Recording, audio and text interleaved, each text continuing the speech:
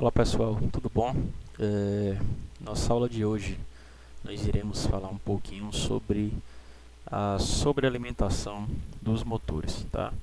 Antes de mais nada, gostaria de lembrar os senhores que hoje é dia 17. Na semana que vem, no dia 24, teremos então a nossa primeira avaliação, tá?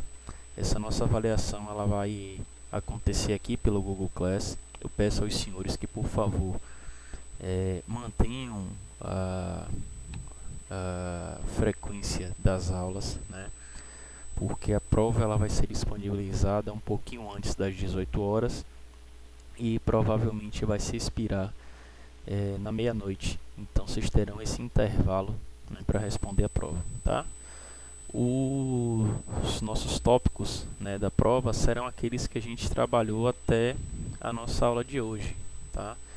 Então vocês poderão voltar aí no Google Class da nossa disciplina, podem reassistir as aulas que estão gravadas, né?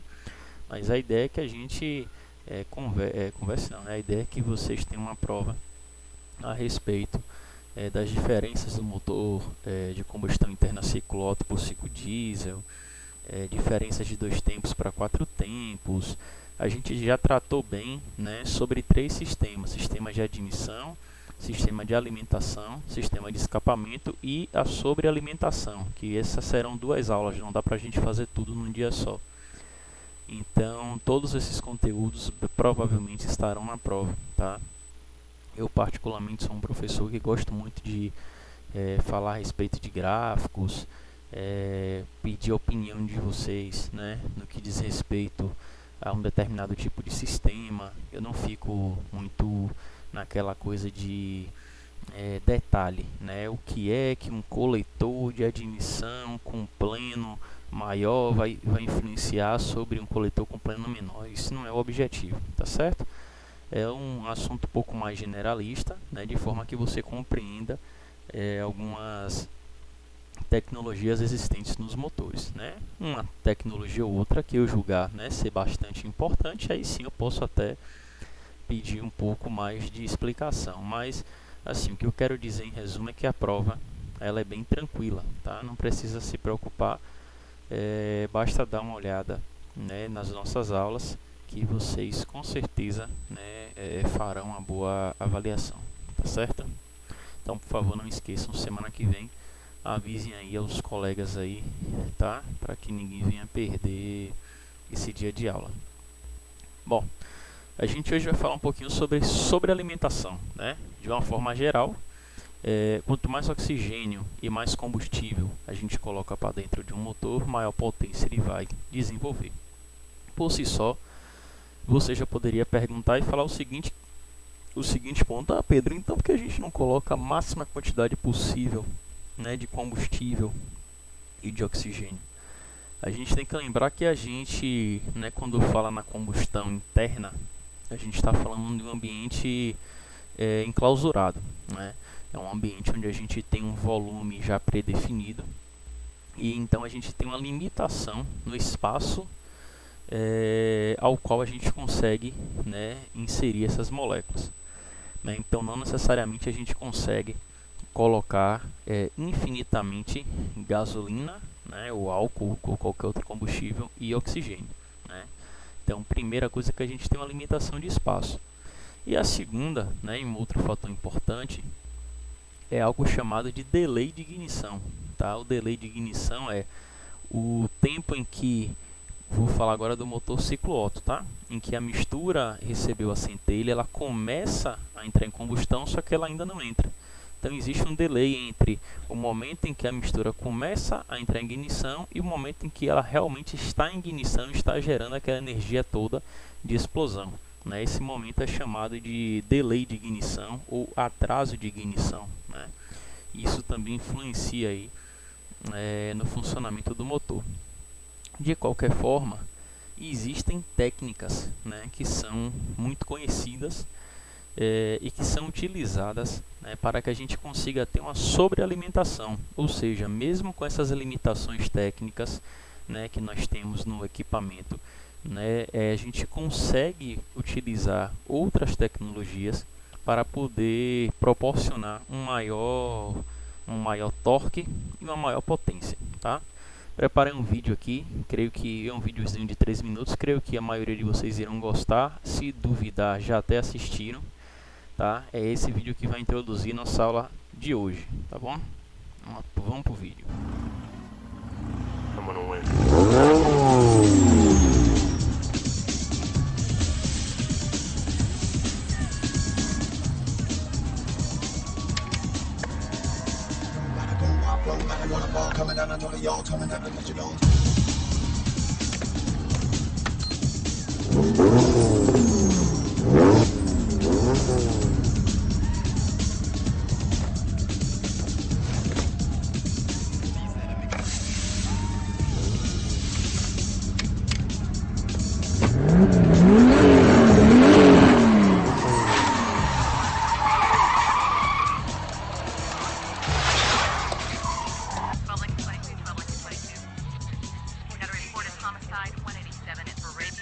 I got a 187 in Glendale. Cops are all over it, man. We're good to roll. I repeat, good to roll. All right. Let's race.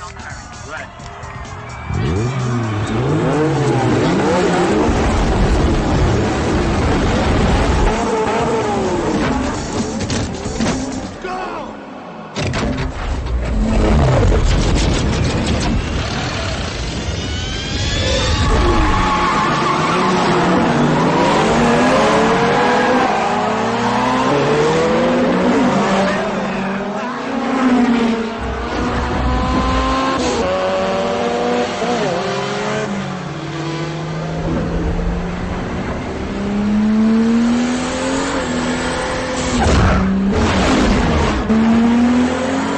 Damn, that guy's fast.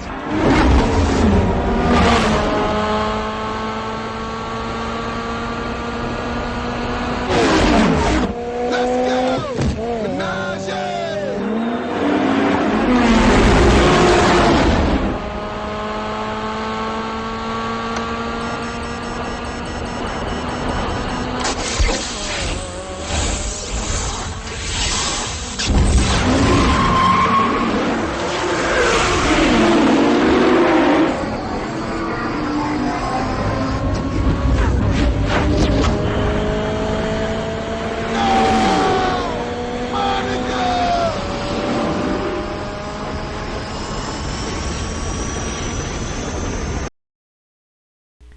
Bom, deu então já para ter uma pequena noção do que a gente tem para hoje, né?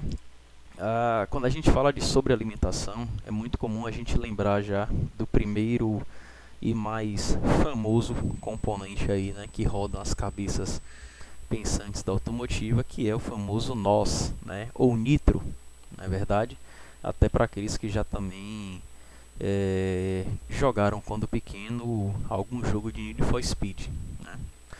O nitro, né, vai ser um tópico da nossa aula de hoje, assim como o intercooler, que é por onde a gente vai começar, tá? E como eu disse a vocês, a aula de sobrealimentação é uma aula muito grande, né, onde a gente tem para poder falar sobre o nitro, ou nitrogênio, né, ou sistema de óxido nítrico, do intercooler, e a gente consegue falar ainda até do turbocompressor, tá? Eu preferi separar, deixar o turbocompressor para a aula sem ser da semana que vem, que a gente tem prova para a próxima semana, porque a gente faz uma aula síncrona, e resolvi trazer aí essas duas tecnologias, né, o intercooler e o sistema de óxido de nitrogênio, tá? Bom, então vocês viram lá no vídeo, né, que quando a gente precisa, né, ou necessita de mais potência e mais velocidade, alguns atributos dentro do automóvel eles são utilizados. É claro que ali é um filme, os motores são preparados, né? Muito provavelmente todos aqueles motores ali possuem um turbocompressor, um sistema de intercooler, o próprio nitro, como vocês viram, né? O Brian O'Connor lá acionando. Mas a ideia é que a gente consiga estudar esses sistemas de forma isolada para entender quais são as interações, né? Quais são os usos, as aplicações dele, né? Bom, durante o funcionamento de um motor, né, o tempo disponível para que a depressão gerada pelo pistão aspire o ar, ela é reduzida. Ou seja, lembrem que o motor basicamente nós só temos um tempo, que é o tempo de admissão, onde a gente necessariamente faz com que o pistão desça, admitindo essa mistura, né? Esse ar e combustível. Então esse tempo ele é bastante reduzido. E quando a gente está falando sobre altas rotações, percebam que se eu estiver girando a 1000 RPM, eu tenho um certo tempo em que o pistão ele desce e aí a mistura então consegue ser admitida. Quando eu falo em 6000 RPM, percebam que a gente está trabalhando com a velocidade 6 vezes maior. Consequentemente, né, já que velocidade é distância sobre o tempo e a distância aqui ela é fixa, eu posso dizer a vocês que em 6000 RPM o tempo disponível que o pistão desce fazendo a admissão, ele é um tempo 6 vezes menor, né? Então observem que a gente precisa então garantir que numa máxima rotação nós tenhamos, além, né, apesar de todos os inconvenientes, tempo suficiente para que a mistura consiga entrar na câmara de combustão. Porém, né, é um tempo bastante reduzido, né? Além disso, ainda falando um pouquinho sobre esse tempo de 6000 RPM, nós temos um outro problema, né, que, como eu disse a vocês, é o atraso de ignição, ou delay de ignição, né, que é uma propriedade de cada combustível, que cada combustível tem de conseguir entrar de fato em ignição. Uma vez que o combustível começou a queimar, ele de fato vir, né, a causar sua total combustão de forma a impulsionar os pistões para baixo, né? Então, dessa forma, né, as tecnologias elas visam estudar algum atributo, né, ou alguma forma que a gente consiga ampliar esse rendimento do nosso motor.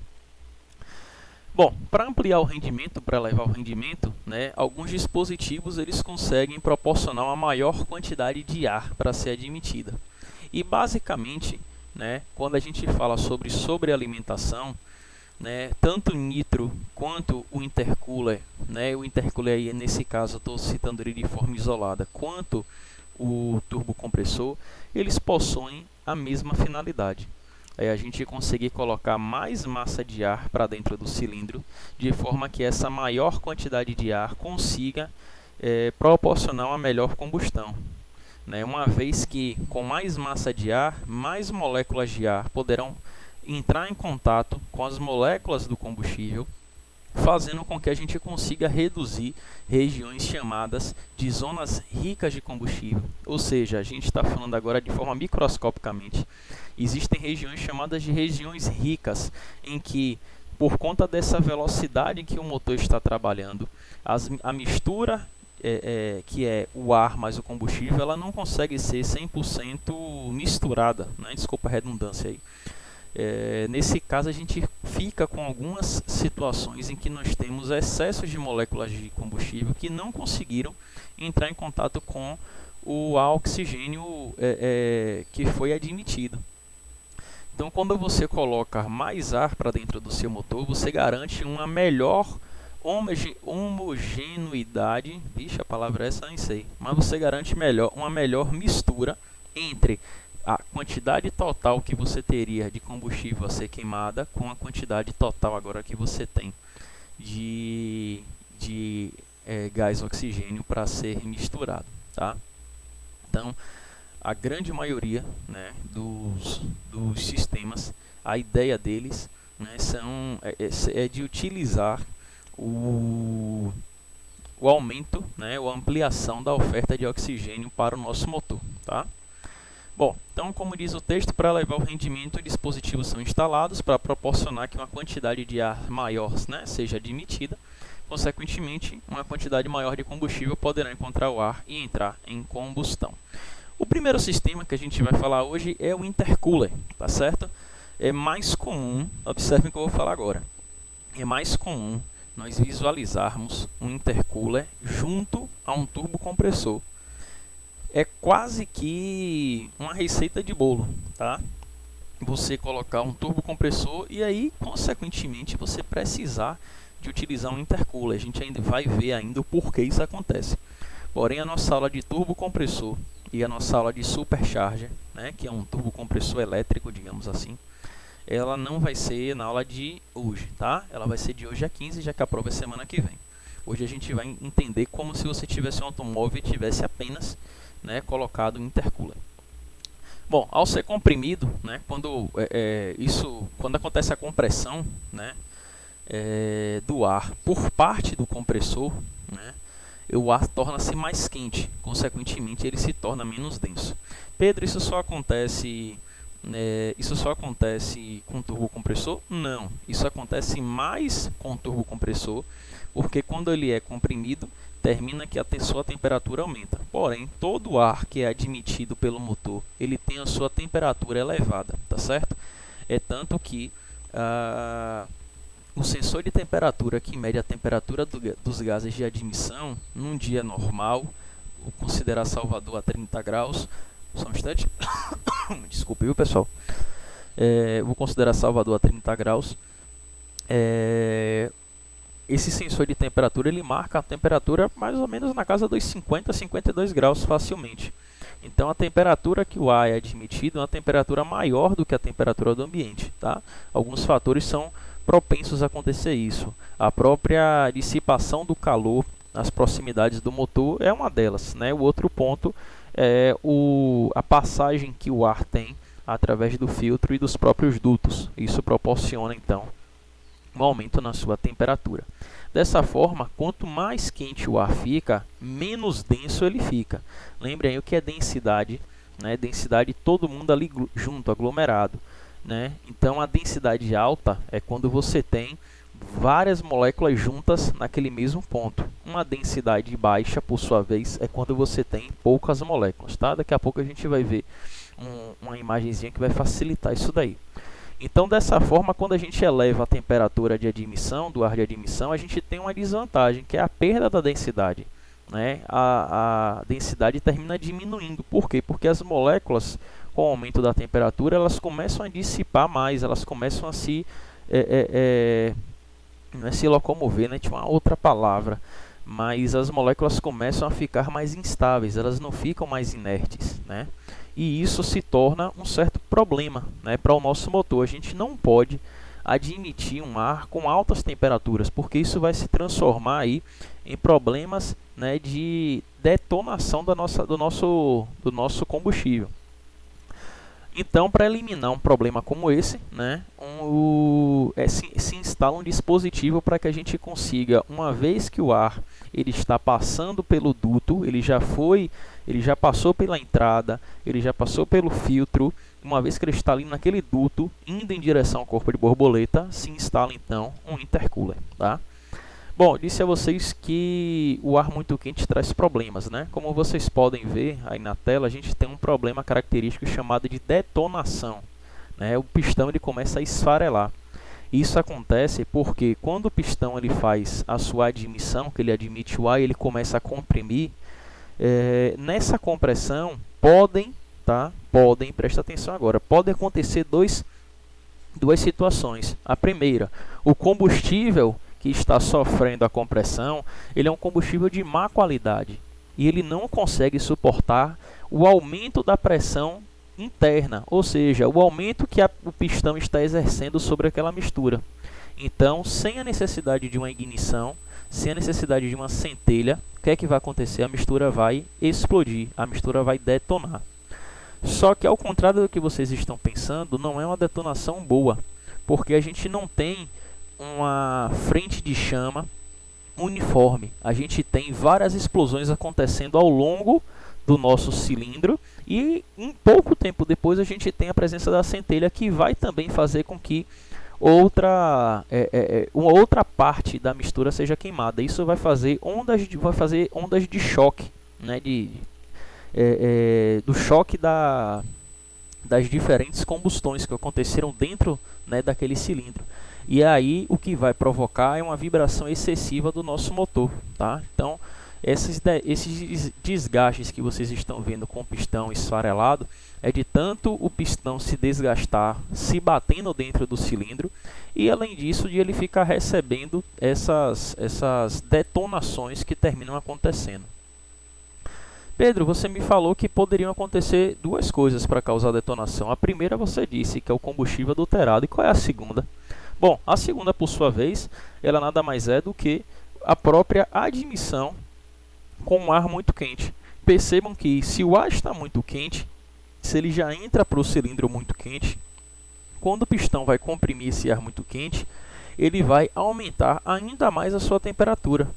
Então, antes do pistão chegar no final da compressão, como a temperatura do ar já vai estar extremamente alta, ela vai ser suficiente para fazer com que o combustível ele venha a se detonar, né? Então, isso também, né, vai provocar esse desgaste que vocês estão observando aí no nosso pistão. Então, mais uma vez, a gente tem duas situações. A gente tem uma situação em que você não tem uma temperatura alta do ar, só que o seu combustível é de baixa qualidade e ele não aguenta a compressão. E você tem uma segunda situação em que o ar admitido está muito quente e por conta disso provoca a detonação, tá? E isso tudo todas essas duas situações precisam ser, não digo resolvidas, né? Mas precisam ser,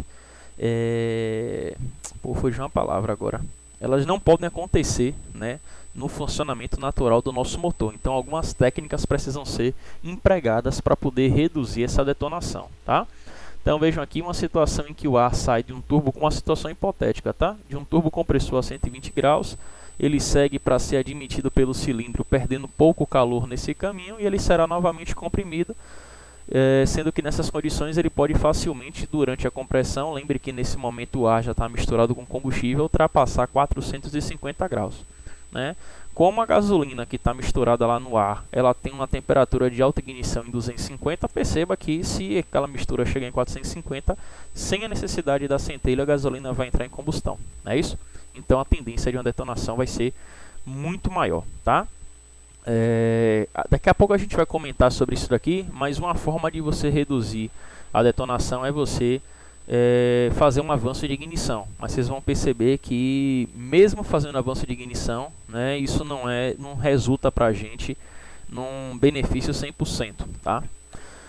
Bom, aí como eu disse a vocês, né, outro fator é que o ar mais quente é menos denso que o ar mais frio, então quando o cilindro é preenchido, a quantidade de oxigênio ali será menor que a encontrada no ar admitido a 30, né? Ou seja, como o ar está vindo, nesse exemplo anterior, a 120 graus, né, a gente vai ter num ar quente, observem aqui, ó, uma baixa densidade do que em comparação com o oxigênio a 30 graus, por exemplo, em que a gente tem uma densidade muito maior, né? E isso acontece aí, a agitação que eu estava tentando lembrar, né, por conta da agitação dos átomos que acaba se afastando cada vez mais um dos outros, né? Então, o primeiro problema desse cara se diz respeito aqui à questão de durabilidade do motor, e esse segundo aqui a gente já fala um pouco de desempenho, né?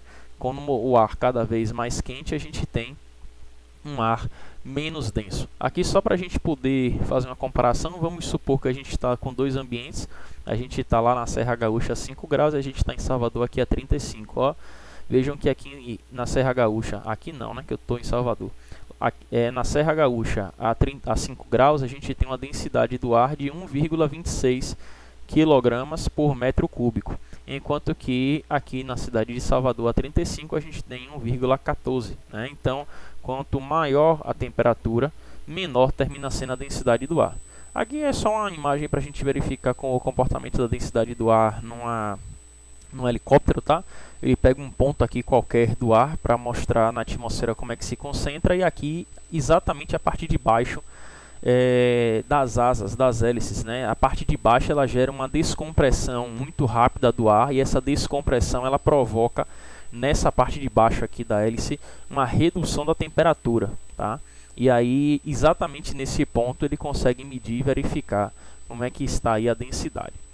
Bom, como eu disse a vocês, o que é que a gente já entendeu até agora? A gente entendeu que a gente pode colocar mais ar para dentro do motor, só que se esse ar chegar para dentro do motor, geralmente ele chega mais quente, porque quando a gente coloca mais ar, a gente utiliza convenientemente um turbo compressor. Na chegada desse ar mais quente, esse ar mais quente irá provocar, né, uma detonação. E aí eu disse a vocês que existiam algumas formas da gente resolver essa detonação, não é verdade? Uma das formas que a gente tem de resolver a detonação é essa daqui que vocês estão vendo nessa imagem, né? É a gente fazendo o avanço de ignição. O que é o avanço de ignição? Aí eu vou ser bem devagar para explicar isso. Esse ponto que vocês estão vendo aqui, ó, que é o ponto 0, ele diz respeito ao ângulo do virabrequim. Nessa literatura chamada de ângulo da cambota, né? Virabrequim tem um monte de nome aí. Virabrequim, girabrequim, eixo de manivelas, cambota, enfim, tem uma série de nomes, tá? Bom, mas esse ângulo do virabrequim, então, ele está sendo representado aqui, né? De 0, né? E aí ele está aqui positivo 20, 40, 60, aí vai dar lá uma volta até 360, depois ele vai voltar aqui até 60, 40, 20 e 0, tá bom?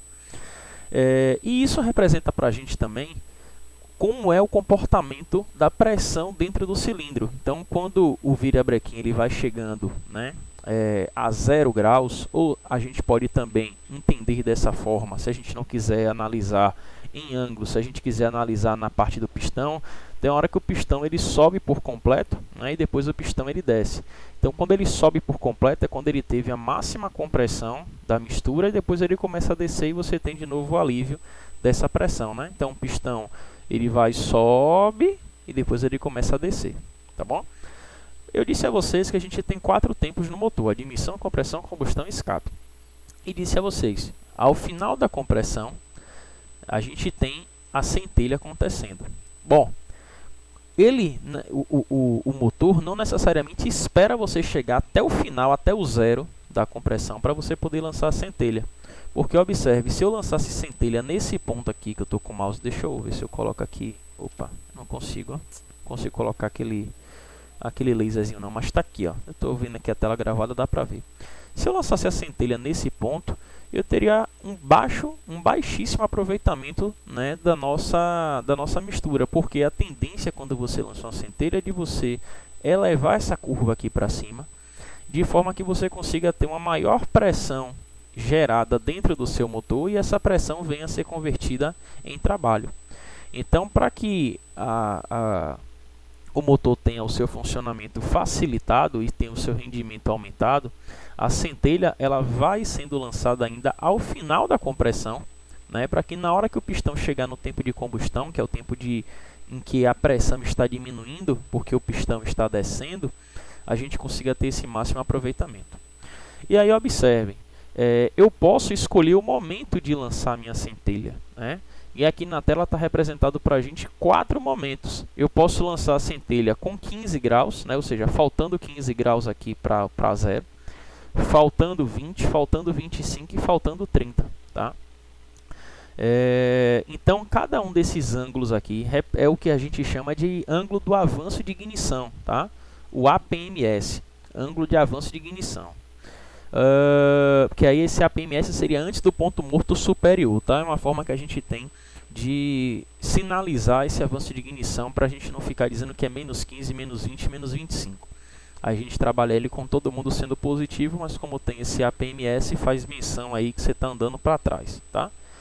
Bom, observem aqui, ó. Faltando 15 graus, eu lancei a centelha, nesse ponto. Então a gente tem um certo delay, e aí o que acontece?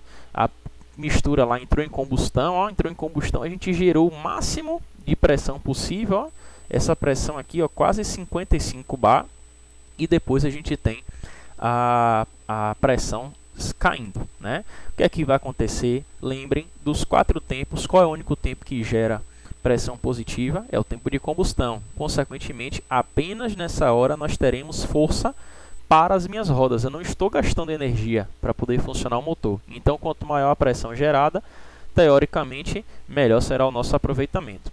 Se eu pegar agora, né, e lançar a centelha com 20 graus negativo, 1,20 APMS, perceba que eu não consigo mais alcançar os 55 bar, eu já alcanço algo menor. Então, já alcanço algo em torno de 52 bar, tá certo? O que eu quero dizer? Quanto mais você avança o ângulo de ignição, menor vai sendo a sua pressão gerada no cilindro. E aí você me perguntaria, Pedro, já que isso é tão ruim, por que se faz esses 4 avanços de ignição? Fazer esses 4 avanços de ignição é uma forma melhor do que você ficar apresentando detonação no seu cilindro. uma vez que a detonação, como eu mostrei a foto a vocês, vai danificar as peças. Então, nesse caso, quando a gente enfrenta uma detonação muito grande, existe um sensor no carro, no motor, que é o sensor Knock Sensor, sensor de detonação, que ele vai informar a central que está detonando, e a central vai começar, ó, a atrasar, né, o avanço de ignição, de forma que a gente tenha, né, a resolução, né, desse inconveniente. Só que quanto mais a gente faz isso, vejam que menos potência, né, menos pressão a gente consegue gerar. Então, por isso é que nós não conseguimos, né, ficar admitindo o tempo inteiro um ar muito quente. A gente precisa garantir que o ar admitido esteja na densidade desejada. E uma forma que a gente encontra de fazer isso, né, como eu já disse a vocês, é utilizando um intercooler. Então, quando o ar admitido passa pelo filtro de admissão, esse passa a transferir calor para o ambiente através das paredes do duto. Porém, né, os tubos têm uma área relativamente pequena para que ocorra essa transferência de calor. O que ele está dizendo ali é que, mesmo com o aumento, né, da temperatura do ar, quando entra pelo filtro, ele começa a perder um pouco de calor nos dutos, mas ainda assim é uma perda pequena, que dependendo da irradiação do calor do motor, não representa nenhuma perda, representa muitas vezes até um ganho de temperatura. Então a gente precisa colocar, né, um intercooler. O intercooler nada mais é do que um trocador de calor, que ele vai localizado aqui próximo ao motor, e a função dele é de resfriar o ar que está indo para o nosso motor. Então, o que os trocadores de calor fazem é aumentar significativamente essa área de contato, ou seja, é colocar o ar para ser admitido aqui, permitir uma maior interação, né, com o ar ambiente. Vejam que o ar que está admitido ele vai passar por dentro do trocador de calor, e ele vai trocar calor com o ar que está aqui fora. O carro está funcionando, uma parede, né, digamos assim, de ar vai se chocando na frente do carro, e então vai acontecendo uma reação em que, à medida que o ar externo passa por essas aletas, eles trocam de calor com essa estrutura que vocês estão vendo aqui, deixando a estrutura e, consequentemente, o ar de admissão que está passando dentro da estrutura mais frio, tá? Então, além de aumentar a turbulência do fluido para permitir uma melhor interação entre as moléculas, ele também aumenta a troca térmica, né? Que é justamente o que eu falei. É o ar que está aqui fora, o ar que está aqui fora, o contrário de ceder é o que? É succionar não, puxar. Vou usar puxar, tá? Que eu esqueci a palavra. É puxar o calor, tá? O ar que está aqui fora, no ambiente, ele puxa o calor do ar que está passando aqui dentro. Esse ar que está aqui dentro enclausulado, ele vai seguir aí para ser queimado no nosso motor. Então, quanto mais eficiente é um intercooler, quer dizer que melhor vai ser essa troca térmica, ou seja, o ar entra a 120 graus e, por exemplo, sai aqui a 30, né? Então a gente tem um rendimento muito grande, né, desse intercooler. As duas principais características do intercooler são a capacidade de resfriamento, como eu falei a vocês, entrar em uma temperatura e sair numa extremamente mais baixa, e uma menor perda de carga do fluxo que passa pelo intercooler, né? Então ele tem que perder, né, a menor carga e a menor, né, velocidade nesse caminho em que ele está percorrendo. O intercooler pode ser de dois tipos, né? Ele pode ser um trocador de calor ar-ar, ou ele pode ser um trocador de calor ar-água, né? Sendo que o primeiro tipo é muito mais comum porque é um tipo, né? Aí eu vou dar uma grande aspas no que eu vou dizer agora. É um tipo plug and play, que não é nada plug and play, mas é muito mais fácil você comprar um intercooler ar-ar do que você comprar um sistema ar-água, que você vai ter que fazer várias outras adaptações no seu automóvel, né? Então aqui está mostrando os dois tipos de sistema, né? Claro, como eu disse a vocês, é muito comum a gente ver intercoolers com turbocompressores. Então aqui a gente tem um turbocompressor e aqui a gente tem um intercooler com ar, ou seja, o ar que vai ser admitido passa por aqui por dentro daquele intercooler, e o que está aqui, o ambiente, vai se chocando com essas aletas para reduzir a temperatura. Nesse caso, em vez da gente ter essas aletas, né, a gente tem uma entrada de água, né, no circuito de refrigeração, que vai ajudar a diminuir a temperatura do ar que está sendo admitido, tá bom? Então, em resumo, né, o intercooler é basicamente um equipamento que resfria o ar admitido, causando uma redução, né, na sua densidade, e consequentemente, se você tem uma densidade ou causando uma redução da sua temperatura e um aumento na sua densidade, e consequentemente, se você tem um aumento na sua densidade, você então conseguirá colocar mais moléculas de ar dentro do seu cilindro, tá? Estima-se que os ganhos, né, de potência estejam na casa dos 10%. Será? Será mesmo? Essa parte desse texto aqui é de internet. Bom, eu peguei um TCC de um aluno, deixei até o nome aqui do cara, Bruno Henrique, isso aqui que vocês estão lendo, da Silva. O nome do TCC dele é Avaliação da Utilização de Intercoolers no Desempenho de um Motor Turbo Alimentado. E aí ele fala aqui, né, um textozinho, vou falar bem rapidamente, ele fala o textozinho de 3 situações. A situação com o veículo sem intercooler, que está aqui representado aqui em azul, ó, essa curva aqui de potência. Um intercooler de 40% de eficiência, ou seja, um intercooler que não era o mais ideal para o carro dele, ou para o objetivo de estudo dele, o intercooler de 85% de eficiência. Percebam que quando é aplicado o melhor intercooler, a gente tem um aumento significativo aqui, ó, né, nessas rotações aqui maiores, né, essas rotações a partir de 4.500 até 8.000 RPM, a gente tem um rendimento melhor do nosso motor. Isso aconteceu para a potência e também aconteceu para o torque. Então percebam que o torque foi bastante elevado, né, apenas com a aplicação aí de um intercooler, tá certo? Bom, esse foi o primeiro tipo que a gente consegue fazer. A gente também agora tem um segundo tipo, que é o tipo do vídeo, né, que é o famoso nitro, o noise, como vocês gostam ou já viram chamar. Eu particularmente, quando eu era pequeno, eu tinha uma camisa dessa, até hoje eu lembro, uma camisa regata preta, com esse negócio noise, né, e não tinha na parte de baixo escrito, né, que era Nitrogen Oxide System. E aí eu ficava achando que o nome do negócio era Noise. E eu ficava brincando com os gorilas da rua, quando eu tiver um carro vou botar Noise, né? Coisa de doido, né?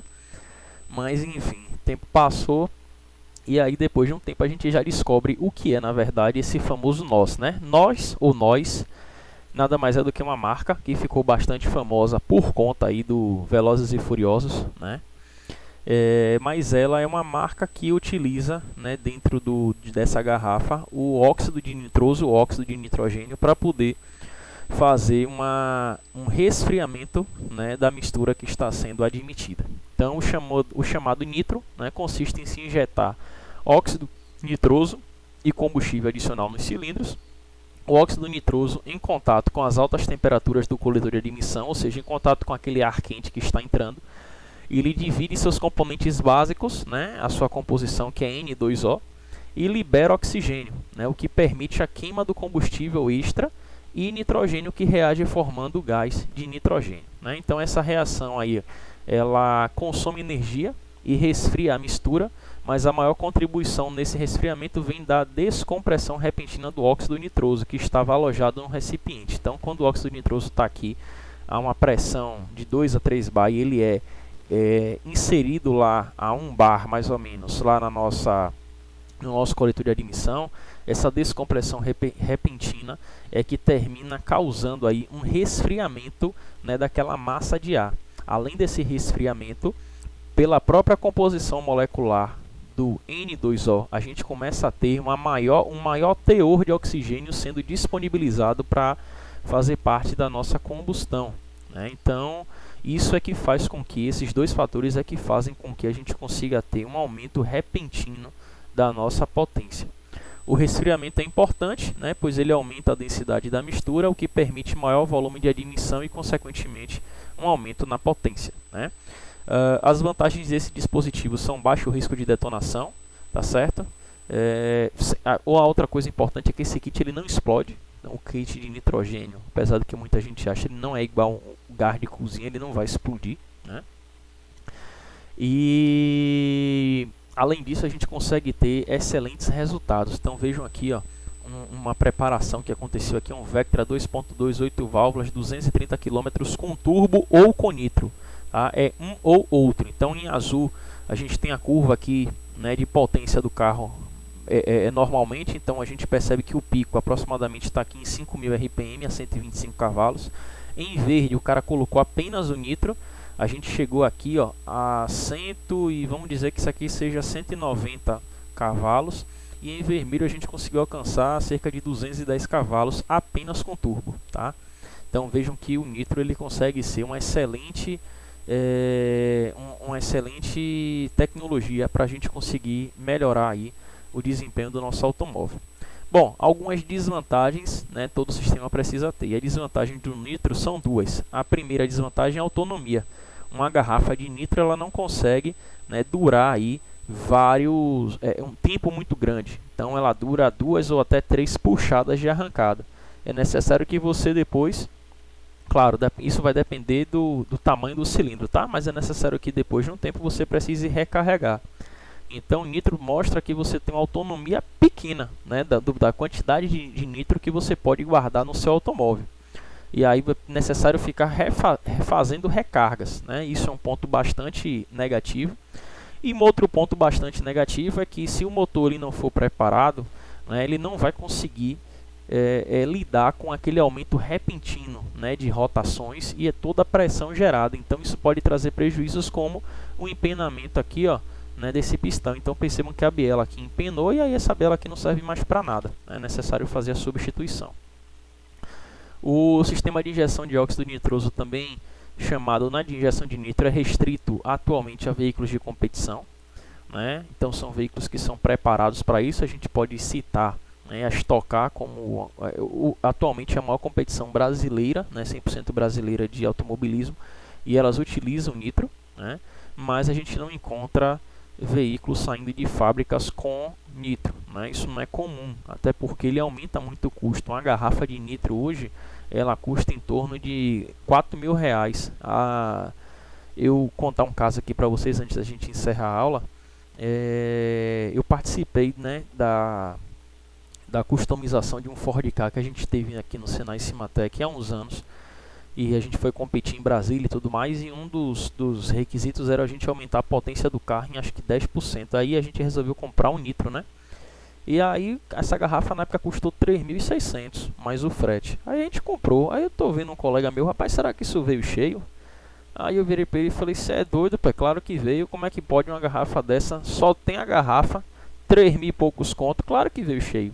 Para minha surpresa, a garrafa tinha vindo foi vazia. Então assim, você tem um custo alto apenas para poder conseguir o sistema. Você vai ter um custo alto para poder fazer a instalação em um local de confiança. Ainda vai ter um custo alto para você poder colocar suas recargas. Então eu já digo a você que se você está pensando em ser piloto como o Brian O'Connor, reavalie aí o pega que você vai disputar, viu? Porque tem que ter grana para poder pagar esse investimento todo. Tá bom? A aula de hoje é essa. Fiquem ligados aí para a nossa avaliação. Assistam os vídeos que eu vou deixar aqui no Google Class, tá? E respondam aí as nossas 2 perguntas para a aula de hoje. Tá bom, pessoal? Espero que tenham gostado. A gente se vê aí na semana que vem para nossa avaliação. Um abraço. Tchau, tchau.